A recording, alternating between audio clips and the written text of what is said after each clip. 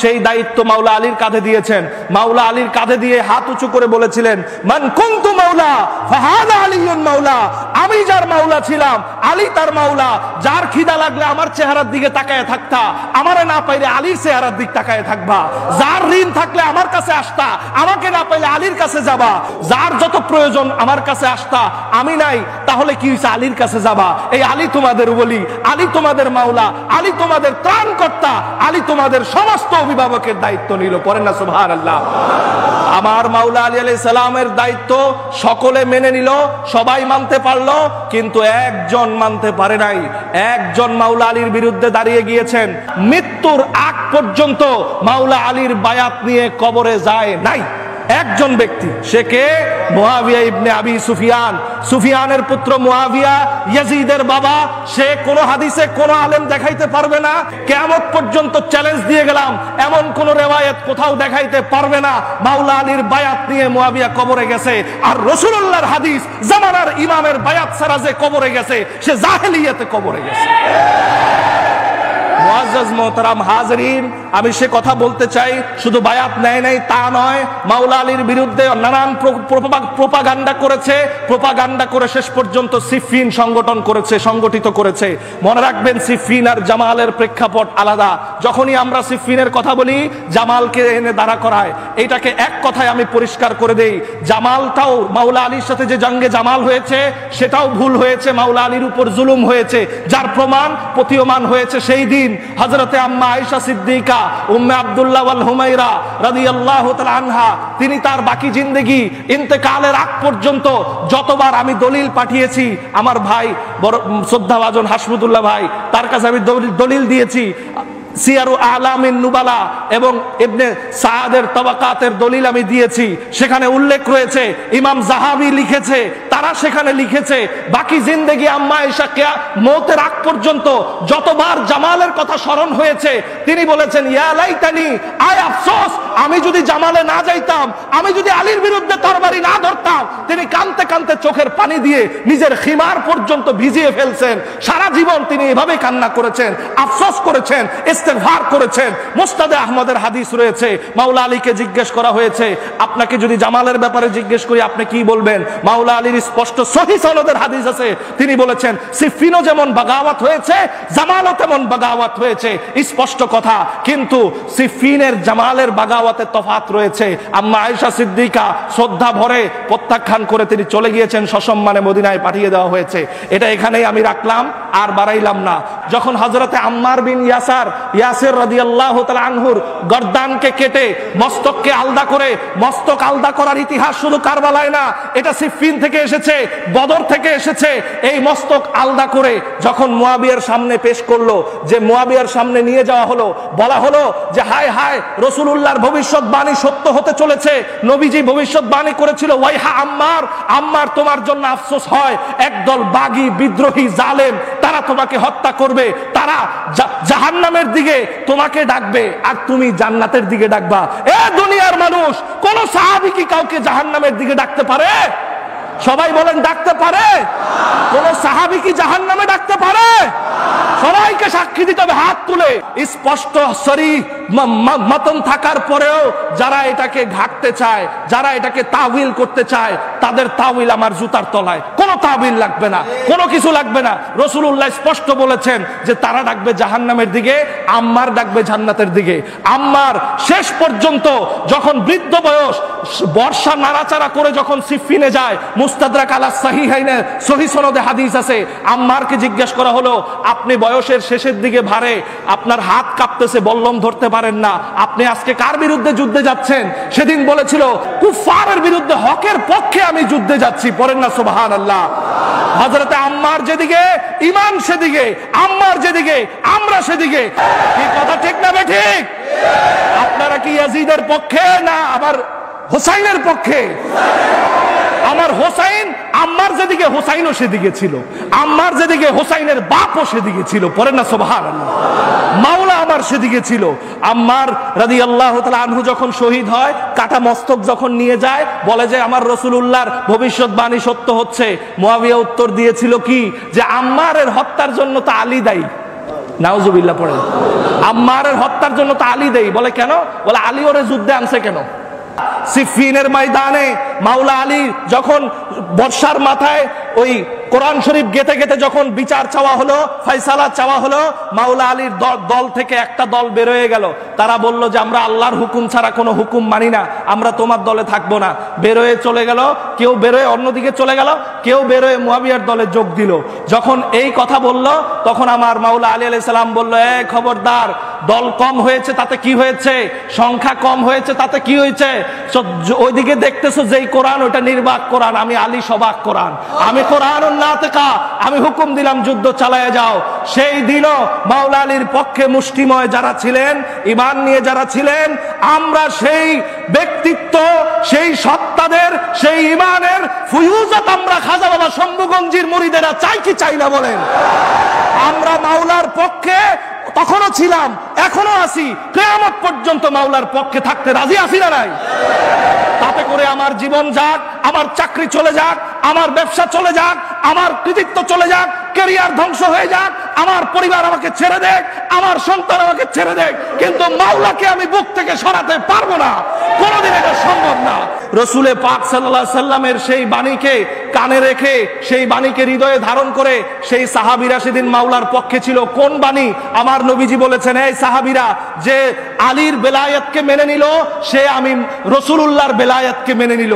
যে আলীকে মাওলা মানলো, সে আমি রসুলকে মাওলা মানলো। আমার রসুল বলেছেন যে আলীর মাওলাইয়াত মানলো, সে আমার মাওলাইয়াত মানলো। আচ্ছা আমাকে বলেন, যে আলীর মাওলাইয়াত মরণের আগ পর্যন্ত মানতে পারলো না, আলীর কাছে বায়াত যে মরণের আগ পর্যন্ত মানতে পারলো না রসুলের হাদিস মোতাবেক, সে কি আমার রসুলকে মানতে পারলো? বলেন মানতে পারলো? সিফিনে হেরে গেল। সিফিনে হেরে যাবার পরে চক্রান্ত করে মাওলা আলীকে শহীদ করে দেওয়া হলো। এর মধ্যে আরো অনেক কাহিনী রয়েছে। সিফিনে যখন একটা চুক্তি করা হয়েছিল, মাওলা আলী যখন চুক্তির মধ্যে স্বাক্ষরিত করতে গেল, আমিরুল মুমিনিন লাগানো হলো। সর্বপ্রথম মুয়াবিয়া ভেটু দিল, তোমাকে যদি আমি আমিরুল মুমিনিন মানতাম তাইলে আজকে সিফিন হতো না।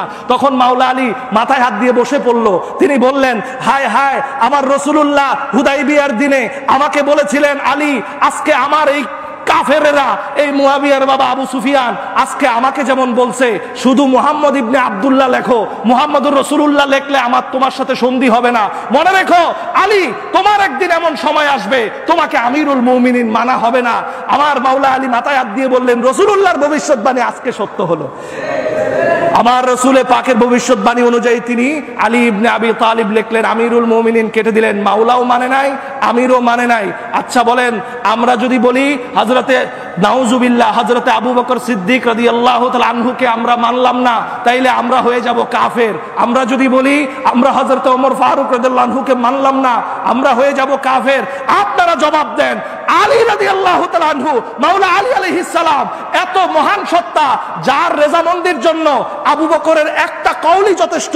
as-সুনানুল কুবরা 6 নম্বর খণ্ড, হযরতে আবু বকর সিদ্দিক রাদিয়াল্লাহু আনহু সহিহ সনদে রওয়ায়াত করেছেন, ইন্নী তারাকতুদ দারা ওয়াল মালা ওয়াল আহলা ওয়াল আশিরা লিইবতিগা মারদাতিল্লাহি ওয়া মারদাতি রাসূলিল্লাহি ওয়া মারদাতিকুম ইয়া আহলাল বাইত। হে আহলে বাইত, আমার সম্পদ, আমার মাল, আমার পরিবার, আমার ঘর, আমার প্রতিবেশী, আমার সবকিছু আপনার কদমে কুরবানি করে দিলাম আমি। পড়েন না সুবহানাল্লাহ। তাইলে যে আবু বকর মাওলা আলী আলাইহিস সালামকে এইভাবে মেনেছে, তাহলে আমরা যদি এত বছর পরে ওই আবু বকর রাদিয়াল্লাহু আনহুকে না মানার কারণে আমরা যদি কাফের হই, তাহলে যেই ব্যক্তিটা মাওলা আলীকে মানতে পারলো না, ওই ব্যক্তিটা এত বড় সাহাবী হয় কি করে? আপনাদের কাছে আমার প্রশ্ন রয়ে গেল। জ্ঞানী গুণী ব্যক্তিরা এখানে, আলেম আছে, মুফতি আছে, ভুল হলে আমাকে এই প্রশ্নের জবাবটা দিয়ে দিবেন। মুআজ্জাজ মুহতারাম হাজরিন, আসেন একটু নিচের দিকে যাই। সন্ধি হয়ে গেল। ইমামে হাসান আলাইহিস সালাম, আমার মাওলা আলী আলাইহিস সালামের শাহাদাতের পরে হাসান আলাইহিস সালামকে জোর করে ধরা হলো, আপনি রয়েছেন, মেহেরবানি করে খেলাফতটা গ্রহণ করুন, আমাদেরকে একটু লিড দিন, আমাদেরকে আপনার বাবার ওই ওয়ালায়াতুল আসরটা আপনি আমাদেরকে ফয়েজ দিন। আমার ইমাম হাসান প্রথমে নিষেধ করেছিলেন, বলেছিলেন, লা, আমার বাবাকে যে নির্যাতন করা হয়েছে আমি এটার জন্য আমি নাই, আমি ঠান্ডা মানুষ, আমি আমার কাজে ব্যস্ত, আমি আমার রসুলে পাক আমার নানাজির জন্য মোরাকাবায় ব্যস্ত, আমি আমার নানাজির দিকে মুশাহাদায় ব্যস্ত, আমাকে বিরক্ত করো না। জোর করে ওনাকে খেলাফত দেওয়া হলো, উনি নিলেন। নেওয়ার পরে 6 মাস যেতে না যেতে কোনো না কোনো মারফতে, কোনো না কোনো মাধ্যমে মুআবিয়া ইবনে আবি সুফিয়ানের সহ্য হলো না। তাকে ছলে বলে কৌশলে নানাভাবে অত্যাচার অবিচার মসজিদে নববীতে, সেখানে শুধু নয় 70,000-এর উপরে মসজিদে 90 বছর পর্যন্ত আহলে বাইতকে মিম্বরে মিম্বরে গালি দেওয়া হলো। এই কাজটা করেছে কে? মুআবিয়া ইবনে আবি সুফিয়ান। উমাইয়ারা করেছে এই কাজ। তখনকার সময় বসরা, কুফা, সিরিয়া সবগুলো মুআবিয়ার দখলে ছিল। সেই সমস্ত মসজিদগুলোতে গালি প্রচলন ছিল। আপনারা আমাকে বলেন, বর্তমান সরকার যেখানে উপস্থিত রয়েছে, সেই সরকারের আমলে যদি কেউ কোনো সরকারকে বড় প্রতিষ্ঠানে গালি দেয়, এই খবর কি সরকারের কানে যাবে না? বলেন যাবে কিনা? আর সরকারের কানে যদি এই খবর যায়, সরকার কি হাত চুরি পরে বসে থাকবে? তাকে গ্রেফতার করবে। আপনি সৌদি আরবে যান, ইয়াজিদের বিরুদ্ধে একটা কথা বলেন, ঠাস করে চর মারবে, গ্রেফতার করে ধরে নিয়ে যাবে, সাথে সাথে নিয়ে যাবে, 1 সেকেন্ড দেরি করবে না। তাহলে সেই মুআবিয়ার সেই সংস্কৃতি, সেই রেওয়াজ, সেই রসম এখনো সৌদি আরবে আছে। আর সৌদি আরবের রিয়াল খাইয়া বাংলাদেশে এসে ওই হাসমত ভাই বলল, এসে বলে কি হযরত ইয়াজিদ, কি বলে? হযরত ইয়াজিদ। এরা সৌদির দালাল। কার দালাল? সৌদির দালাল। এরা ওই সৌদিরা হচ্ছে ইয়াজিদের দালাল। ইয়াজিদ তাদের বাপ লাগে। ওই দালালের রস এরা এদের পেটের মধ্যে গেছে। মনে রাখবেন, ওইভাবে 90,000 মসজিদে মিম্বারে মিম্বারে আহলে বাইতকে গালির প্রচলন করেছে। ওয়াত্তাখিজু লা'নাতাহু আলাল মানাবিরি সুন্নাতান, তাদেরকে লানত দেওয়া মিম্বারে মিম্বারে ফাথুল বারিতে এসেছে, সুন্নত মনে করত উমাইয়ারা। নাউজুবিল্লাহ পড়েন, জোরে পড়েন নাউজুবিল্লাহ। আহলে বাইতকে কি গালি দেওয়া সুন্নত? জোরে বলেন নাউজুবিল্লাহ। বরঞ্চ আহলে বাইতকে যারা মানে না, তাদেরকে গালি দেওয়া সুন্নত। কথা ঠিক না ঠিক? তাদেরকে গালি দিতে হবে, তাদেরকে ঝাঁটা মারতে হবে, তাদেরকে মিম্বার থেকে তাড়াই দিতে হবে। কি কথা ঠিক না ঠিক? আহলে বাইত আমার ঈমান, আহলে বাইত আমার জান, আহলে বাইত আমার অভিভাবক। একটু নিচের দিকে চলে আসে, সিফিনে যে হাইরা গেছে, সিফিনে যে জিততে পারলো না, মুআবিয়ার একটা রাগ আছে না নাই? বলেন আছে না নাই? মুআবিয়া সিফিন কেন করছে? হযরতে ওসমান রাদিয়াল্লাহু তাআলা আনহুর ইস্যু দেখায়া হযরতে ওসমান রাদিয়াল্লাহু আনহুর বিরুদ্ধে বিদ্রোহ করেছে। ওসমান রাদিয়াল্লাহু আনহুর খেলাফতটাকে এতই খারাপ ছিল যে তার বিরুদ্ধে বিদ্রোহ করা লাগবে? এত খারাপ তো ছিল না। হযরতে ওসমান রাদিয়াল্লাহু আনহুর খেলাফত আমলটা সুন্দর ছিল, বিদ্রোহ তৈরি করেছে ছলে বলে কৌশলে ইস্যু বানানোর জন্য। হযরতে ওসমানের এই বিষয়টাকে ইস্যু বানায়া তার একটা ভিতরে জিদ ছিল যে বদরের প্রতিশোধ আমি সিফিনে নিব। বদরের প্রতিশোধ সিফিনে নেওয়ার জিদ থেকে সে সিফিন সংগঠিত করছে। কিন্তু মামুর বেটা বুঝতে পারে নাই যে সে কার বিরুদ্ধে তলোয়ার ধরছে। এটা হচ্ছে আসাদুল্লাহিল গালিব, যার হাতে রয়েছে জুলফিকার তলোয়ার। লা ফাতা ইল্লা আলী, লা সাইফা ইল্লা জুলফিকার। কি কথা ঠিক না বেটি? আমার মাওলা আলী আলাইহিস সালামের সাথে পারে নাই, ভিতরে একটা জিদ আছে।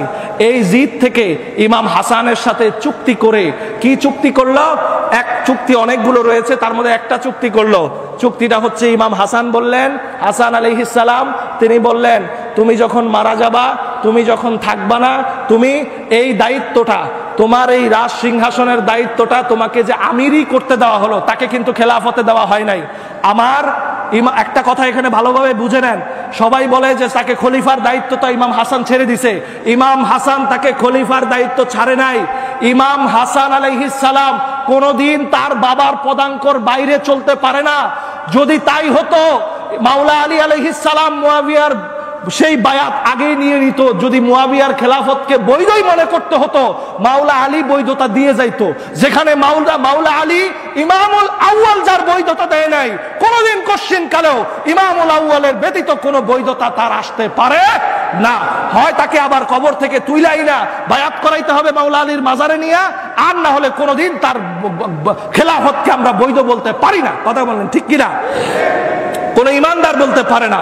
সেই আমির তাকে বলল কি, যে তোমার এই আমিরগিরি আমার সাথে চুক্তি স্বাক্ষর, তোমাকে আমি এটা ছেড়ে দিতে পারি এক শর্তে। কি শর্তে? তুমি রাজাগিরি করবা, কিন্তু তুমি যখন মারা যাবা আমার ভাই ইমামে হুসাইনের কাছে এই দায়িত্ব বুঝাই দিবা। চুক্তি স্বাক্ষর হলো। বলেন মুনাফিকের আলামত কয়টা? সবাই বলেন কয়টা?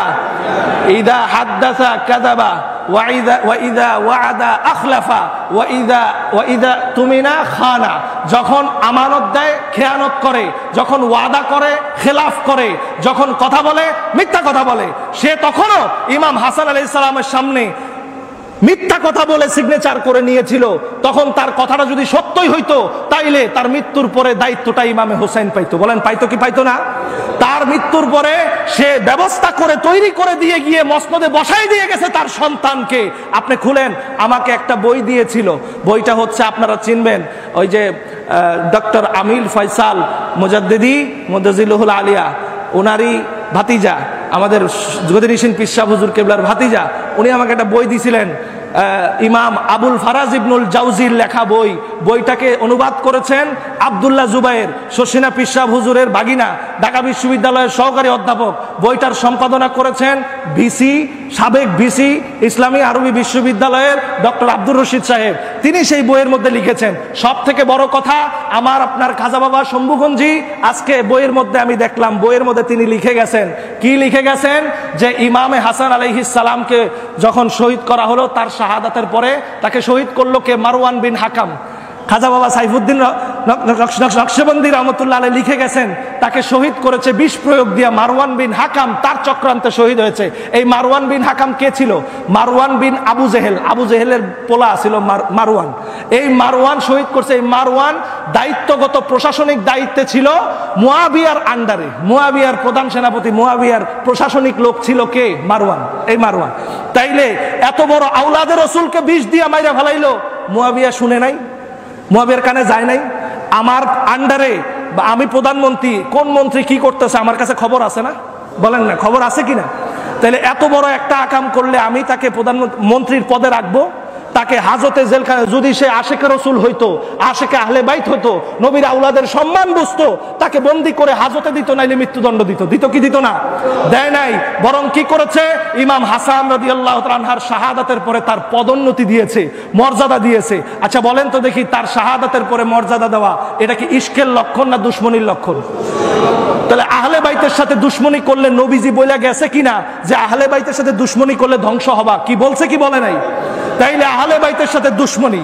ইমাম হাসান আলাইহিস সালাম চলে যাওয়ার পরে খাজা বাবা সাইফুদ্দিন শম্ভুগঞ্জি তিনি লিখতেছেন যে এই মুয়াবিয়া সে ব্যক্তি প্রশাসনিক কর্মকর্তা নিয়োগ করলো মদিনাতুল মুনাওয়ারায় 4 জনের জোর করে বায়াত নেওয়ার জন্য, সাহাবা ইকরামকে ফোর্স করে তার কুপুত্র মদখোর পুত্র ইয়াজিদের বায়াত নেওয়ার জন্য সাহাবা ইকরামদেরকে ফোর্স করলো। অনেক সাহাবা ইকরাম বায়াত গ্রহণ করলো, তার অত্যাচারে পড়ে, তার তলোয়ারের সামনে পড়ে সেই বায়াত গ্রহণ করার পরে 4 জন বায়াত গ্রহণ করে না, কোনো মতেই গ্রহণ করে না। তার মধ্যে একজন ইমামে হোসাইন ইবনে আলী, 2 নম্বর হযরতে আব্দুল্লাহ ইবনে জুবায়ের, 3 নম্বর আব্দুল্লাহ ইবনে ওমর, 4 নম্বর আব্দুর রহমান ইবনে আবি বকর। এই 4 জন ক্ষমতা তার বায়াত গ্রহণ করে না, ইয়াজিদের বায়াত। মুয়াবিয়া ইবনে আবি সুফিয়ান লোক পাঠাইলো, যে করে হোক 4 জনের বায়াত গ্রহণ করো, 4 জনের বায়াত গ্রহণ করতেই হবে। মারওয়ান মদিনায় আসলো, মদিনায় এসে 4 জনের উপর খুতবা দিল, জোর জবরদস্তি করলো, এমনকি সে পায়তারা করলো। সে বলল যে মুয়াবিয়া আবু বকর এবং ওমর রাদিয়াল্লাহু তাআলা আনহুমা তাদের সিস্টেমে বায়াত নিচ্ছে, মুয়াবিয়া নাকি আবু বকর আর ওমর রাদিয়াল্লাহু তাআলা আনহুমার সিস্টেমে নাকি বায়াত নিচ্ছে। সেদিন হুজুর বিন আদি দাঁড়িয়ে প্রতিবাদ করেছিল। হুজুর বিন আদি একজন জলিলুল কদর মুহাজির সাহাবী, হুজুর বিন আদিকে জীবন্ত মাটির নিচে মুয়াবিয়ার নির্দেশে পুঁতে দেওয়া হয়েছিল। হুজুর বিন আদিকে, এই হুজুর বিন আদি জলিলুল কদর সাহাবী ছিলেন, রাসূলে পাকের শ্রেষ্ঠ বয়োজ্যেষ্ঠ একজন সাহাবী ছিলেন, তাকে হত্যা করা হয়েছে। হযরতে আবু বকর সিদ্দিক রাদিয়াল্লাহু তাআলা আনহুর সন্তান বায়াত নিল না, হযরত আব্দুল্লাহ ইবনে জুবায়ের বায়াত নিল না, হযরত আব্দুল্লাহ ইবনে ওমর তিনি ইয়াজিদের বায়াতকে চাপে পড়ে গ্রহণ করেছিলেন। বুখারীর মধ্যে আছে, বুখারীর riwayat, সেখানে আছে তিনি বায়াত নিয়েছিলেন। কিন্তু হযরতে ইমামে হোসেন ঘোর বিরোধিতা করেছিলেন। পরবর্তীতে যেই বছর তাদেরকে হুমকি দেওয়া হলো, খাজা বাবা সাইফুদ্দিন শম্ভুগঞ্জি হুজুর কেবলা রাহমাতুল্লাহ আলাইহি তিনি লিখতেছেন, পরবর্তী বছর মুয়াবিয়া 1 লক্ষ সৈন্য নিয়ে মক্কা শরীফে হজের সিজনে হজ করতে আসছে। চিন্তা করেন, হজ করতে আসে কার ঘরে? আল্লাহর ঘরে। কার ঘরে আসে? আল্লাহর ঘরে হজ করতে আসে। হাজী সাহেব সে হজ করতে এসে ইমামে হোসাইনকে শাসিয়েছে, ইমামে হোসাইনের সাথে দুর্ব্যবহার করেছে, ইমামে হোসাইনের সাথে কটু বাক্য ব্যবহার করেছে। শুধু তাই নয়, আব্দুল্লাহ ইবনে জুবাইরের সাথে কটু বাক্য ব্যবহার করেছে, হযরতে আব্দুর রহমান ইবনে আবু বকরের সাথে কটু বাক্য ব্যবহার করেছে। সে বলেছে, আমার মনে হচ্ছে একটা লাল উট জবাই করা খুব প্রয়োজন। লাল উট দিয়ে বুঝাইছে ইমামে হোসেনকে। নাউজুবিল্লাহ পড়েন। খুলেন, আজকে ওনার কাছে বই আছে, খাজা বাবা শম্ভুগঞ্জি যদি না লিখে যায় আমাকে বললেন। সেখানে লিখেছে তাকে ইমামে হোসেনকে লাল উটের সাথে তুলনা করে তাচ্ছিল্য করেছে। নাউজুবিল্লাহ পড়েন। তাহলে যে ব্যক্তি বেহেশতের সর্দার হযরতে হুযায়ফা রাদিয়াল্লাহু তাআলা আনহু, হুযায়ফা ইবনুল ইয়ামান থেকে হাদিস বর্ণিত, জিবরিল আমিনকে আল্লাহ বলে পাঠাইছে, এটা রাসূলুল্লাহর কথা না, গিয়ে বলো রাসূলকে যে আমি আল্লাহ বলতেছি, বেহেশতের সর্দার আমি আল্লাহ বানায় দিলাম হাসান আর হোসেনকে। পড়েন না সুবহানাল্লাহ। তাহলে যে ব্যক্তি হযরতে হোসেনকে চার পাওয়া জানোয়ারের সাথে তুলনা করে, সে কি কোনোদিন জান্নাতি হতে পারে? পৃথিবীর মানুষ যদি একদিকে দাঁড়ায় বলে সে জান্নাতি, একলা আমি আরেক দিকে দাঁড়ায় বলবো কোনদিন আমি তার জান্নাতে যেতে চাই না। সারা পৃথিবীর মানুষ দুনিয়ার দলিল দিয়ে বললেও ওসিয়ত করে গেছে। এই মুআবিয়া ইবনে আবি সুফিয়ান মরার আগে ওসিয়ত করছে, আব্দুল্লাহ ইবনে জুবাইরকে যেখানে পাও টুকরা টুকরা করে ফেলো। সমস্ত কিছু ওলি আল্লাহগণ লিখে গেছে, হাদিসের কিতাবে আছে, ইতিহাসের কিতাবে আছে। থাকার পরেও মৌলবীরা বলে না। কেন বলে না? দরবার টিকবে না, মুরিদ থাকবে না, চাকরি থাকবে না, বক্তব্য থাকবে না, মাহফিল থাকবে না। কথা কোন ঠিক না বেঠিক? সেখান থেকে ওসিয়ত করে গেছে, ইমামে হোসেনকে পরাস্ত করো। মুআবিয়ার ওসিয়ত, ইমামে হোসেন যেহেতু সম্মানী ব্যক্তি, যদি তোমার বায়াত নেয় তো নিল, না নিতে পারলে তাকে পরাস্ত করো, কিন্তু তাকে অসম্মান করিও না। তাকে পরাস্ত করো, কিন্তু তাকে কি করিও না? অসম্মান করিও না। তাইলে এবার আপনারা আমাকে বলেন, কথার জবাব দিবেন। হযরতে ইমামে হাসান ওই রোল প্লে করেছে যেই রোল তার বাবা মাওলা আলী প্লে করেছে সিফিনের মধ্যে। কথা কোন ঠিক না বেঠিক? তার বাবা মাওলা আলী আলাইহিস সালাম যেমন ডিনাই করেছে, বাতিলকে ডিনাই করেছে, রাজতন্ত্রকে ডিনাই করেছে, যেমনি ভাবে তার বাবা মুআবিয়ার সেই আমিরাত, উমারা আমিরাতকে ডিনাই করেছে, তার বাতিল পন্থাকে ডিনাই করেছে। ইমামে হাসানও তার বাতিল পন্থাকে ডিনাই করেছে। তাকে কি দেয় নাই? খেলাফতের দায়িত্ব তাকে দেয় নাই, তার কাছে ছেড়ে দেয় নাই। ইমামে হোসাইন আলাইহিস সালাম কারবালা কেন সংগঠিত হয়েছে? ইমামে হোসাইন আলাইহিস সালাম একবার না, দুইবার না, বারবার মুআবিয়ার বিরুদ্ধে যুদ্ধ করার জন্য চেষ্টা করেছে, বারবার। কিন্তু ইমাম হাসান আলাইহিস সালাম ভবিষ্যৎবাণী করেছিলেন যে না থাক, যুদ্ধ করো না, আমি যদি শহীদ হয়ে যাই আমাকে নানার পাশে দাফন করবা, যদি দাফন করতে না দেয়, আমাকে বাধা দেয়, তাইলে তোমরা আমাকে নিয়ে মায়ের পাশে দাফন করবা। ইমাম হাসান আলাইহিস সালামকে মায়ের পাশে দাফন করা হয়েছে। সেখানে বাধা দেওয়ার সময় ইমাম হোসেন যুদ্ধের জন্য প্রস্তুতি নিয়েছিল, কিন্তু আবু হুরায়রা রাদিয়াল্লাহু তাআলা আনহু তাকে সেইটা স্মরণ করায় দিয়ে চুপ করায় দিছে, থামায় দিছে। নাইলে সেদিনই ইমাম হোসেন আলাইহিস সালাম এই ইয়াজিদের বংশকে বন্ধ করে দিত, কিন্তু দেন নাই। সেই ক্রোধ, আক্রোশ, সেই জমানো রাগ থেকে সমস্ত সাহাবা ইকরামকে জোরপূর্বক বায়াত নেওয়ানো হয়েছে, সমস্ত ওয়াদাকে খেলাফ করা হয়েছে। সমস্ত ওয়াদাকে খেলাফ করে মুআবিয়া তার জীবদ্দশায় তার কুপুত্র মদখোর, মালাউন, কাফের, আসাদুল কুফার ইয়াজিদকে তার মসনদে বসায় দিয়ে গেছে। কোন মাওলানা, কোন আলেম বাংলার জমিনে আহলে সুন্নাত ওয়াল জামাত দাবিদার 10 দিন ব্যাপী শাহাদাতে কারবালা করনেওয়ালা বড় বড় প্রতিষ্ঠানের প্রিন্সিপালেরা, তাদেরকে আমি জুতা মারি এই কারণে যে তারা ইয়াজিদকে কে সৃষ্টি করেছে এই সত্য কথাটা মাঠে ময়দানে বলে না। না বলে তারা ইয়াজিদকে গালি দেয়, হোসাইনের প্রেম দেখায়। মূলত তাদের এটা হচ্ছে কুমিরের কান্না। তাদের এটা কিসের কান্না? কুমিরের কান্না। মূলত তাদের এটা মুনাফিকের কান্না, আব্দুল্লাহ ইবনে উবাই ইবনে সালুলের কান্না, আব্দুল্লাহ ইবনে যুল খুয়াইসারা তামিমের কান্না। এগুলো বলি আজকে হক কথা বলার জন্য। আমার সমস্ত ক্যারিয়ারকে ধ্বংস করেছে কোন ওয়াহাবিরা করে নাই, খারিজিরা করে নাই, কোন আহলে হাদিস করে নাই, করেছে এই সুন্নিরা, এই সুন্নি নামধারীরা। এরা আমার ক্ষতি করেছে, জায়গায় জায়গায় আমাকে শিয়া প্রচার করেছে, জায়গায় জায়গায় এরা আমাকে বাতিল প্রচার করেছে। আমি কি যে কথাগুলো বললাম, হুজুর কেবলা এখানে আছে, আলেম এখানে আছে, বলেন আমার কোন কথাটা বাতিল, বলেন আমাকে ধরাই দেন যে তোমার এই কথাটা বাতিল। আচ্ছা ঠিক আছে, যদি মুআবিয়ার কথা বলা বাতিল হয়, একটা প্রশ্ন ছুড়ে দিলাম, কিয়ামত পর্যন্ত প্রশ্নের জবাব দিবেন। মুআবিয়া আপনাদের মতে যদি শ্রেষ্ঠ সাহাবী হয়, আমি মেনে নিলাম কিছুক্ষণের জন্য আপনাদের শ্রেষ্ঠ সাহাবী। আমাকে বলেন সাহাবীর কথা, কাজ, হুকুম ইসলামে আসার কিনা? বলেন, বলেন আসার কিনা? বলেন আসার কিনা? তাহলে যদি সাহাবীর কথা, হুকুম, নির্দেশ যদি দলিল হয়, আপনাদের মতে মুয়াবিয়া যদি শ্রেষ্ঠ সাহাবী হয়, আল্লাহর ওয়াস্তে ইয়াজিদকে গালি দিয়েন না। ইয়াজিদকে বৈধ খলিফা বানায় গেছে মুয়াবিয়া, ইয়াজিদের বায়াতের স্বীকৃতি দেন যদি কলিজায় সাহস থাকে। কথা কোন ঠিক না বেঠিক? আপনারা যেদিন থেকে ইয়াজিদকে গালি দেওয়া বন্ধ করবেন, ইয়াজিদকে খারাপ বলা বন্ধ করবেন, আমরাও মুয়াবিয়ার কথা বলা বন্ধ করে দিব। ইয়াজিদ আপনাদের কাছে সাহাবী, মুখে বলেন সাহাবী, কর্মে আপনারা ইয়াজিদকে গালি দেন। কেন দিবেন? সাহাবী কি এত বড় ভুল করতে পারে? এত বড় লম্পটকে এত বড় ক্ষমতা দিতে পারে? আমরা বিশ্বাস করি না সাহাবী এত বড় ভুল করতে পারে। জাহান্নামী হলে এত বড় ভুল করার সম্ভাবনা আছে। কথা বলেন ঠিক না বেঠিক? হাত তুলে বলেন ঠিক না বেঠিক? নারায়ে তাকবীর, নারায়ে রিসালাত, নারায়ে হায়দারি, নারায়ে হাসনাইন। একটা শেষ কথা বলে দিবার চাই ইমাম জাইনুল আবেদিনের, মনে রাখবেন, কুল্লু ইয়াউমিন আশুরা ওয়া কুল্লু আরদিন কারবালা। সমস্ত দিন হচ্ছে আমাদের জন্য আশুরা, সমস্ত দিন আশুরা, সমস্ত জায়গা হলো কারবালা। সেই কারবালা ইরাকে সীমাবদ্ধ না, শম্ভুগঞ্জি পাক দরবার, লালকুড়ি পাক দরবার শরীফ এটাও কারবালা। নিজের জীবনকে কারবালার চরিত্রে ছক বানিয়ে নেন। যখনই আপনার কারবালার চরিত্রে ছক বানাবেন, আপনার সেই ছকে মন্ত্রী হিসেবে বসাবেন আপনার পীর ও মুর্শিদ ওলায়াতুল আসরকে।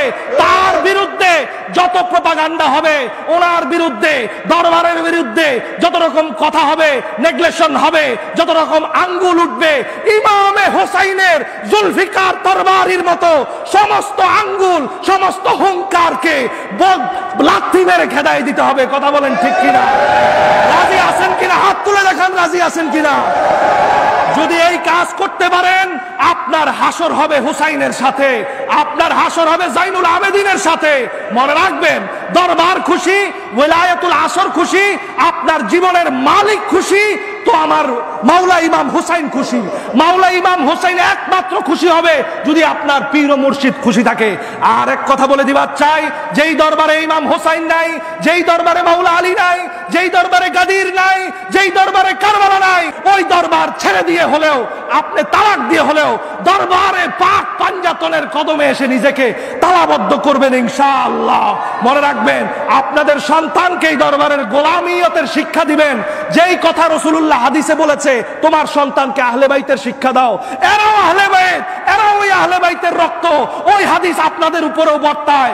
মনে রাখবেন, বড় আলেম হওয়া শর্ত না, আপনার সন্তান যেন বড় বেয়াদব না হয়। বড় আলেম না হলেও চলবে, বেহেশতে যাবে, কিন্তু বড় বেয়াদব হলে বেহেশতের গ্রাণও পাবে না। কথা বলেন ঠিক না বেঠিক? এই কথা বলে ভুল বেয়াদবি মাফ চেয়ে আমি দুঃখের কথাগুলো ভিতর থেকে বললাম। ভাই, আমি আজকে আমার যে কষ্ট হয়, আমি এই কষ্টকে পাক পাঞ্জাতনের আহলে বাইতের সদস্যদের 1 কোটি ভাগের 1 ভাগও মনে করি না। আমি আমার জানকে আমার পাক পাঞ্জাতনের রাজি খুশির জন্য 100 বার কোরবানি করতে প্রস্তুত। 100 বার, দিনে 3টা করে মাহফিল করেছি এক সময়। এখন কিচ্ছু নাই। ঘরের লোক, আমার রক্তের লোক, আমার মসজিদে যাইয়া কমিটির কাছে বলে আমি নাকি শিয়া হয়ে গেছি। কতটুকু নির্যাতন আমাকে করেছে। আমি আমার জীবনের শেষ বিন্দু পর্যন্ত আপনাদের খেদমতের জন্য কদমে থাকতে পারি।